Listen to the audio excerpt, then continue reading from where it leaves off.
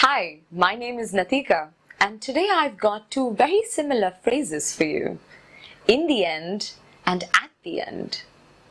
Let's look at their meanings to understand the difference between these phrases. Along with the meanings, I will also give you some example sentences so you understand exactly how to use them.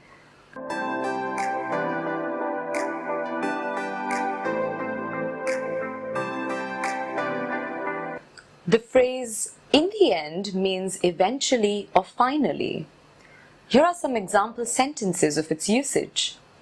In the end, it all worked out well. We were thinking of watching a movie, but in the end, we went bowling. I waited for him for an hour, and in the end, I went without him. At the end means in the final part of a time or an event.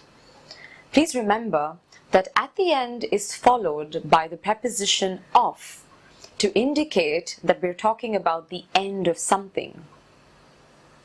Remember to put a period at the end of every sentence.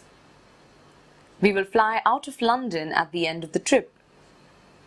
The post office is at the end of the street.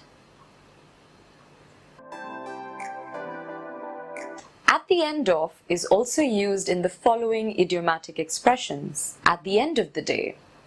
This means ultimately.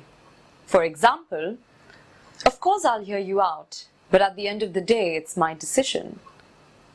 At the end of one's patience. This means unable to be patient any longer. For example, I'm at the end of my patience and I'm going to file a complaint. I'm at the end of my explanation. And if you've understood these phrases correctly, write a sentence using them in the comment section below. I'll see you soon. Please don't forget to like, share, and subscribe to my channel.